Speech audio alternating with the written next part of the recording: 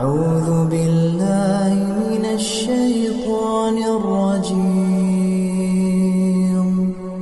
بسم الله الرحمن الرحيم. يا أيها المدثر قم فأنذر وربك فكبر وثيابك فطهر والرجز فاهجر ولا تمنن تستكثر ولربك فاصبر فإذا نقر في الناقور فذلك يومئذ يوم عسير على الكافرين غير يسير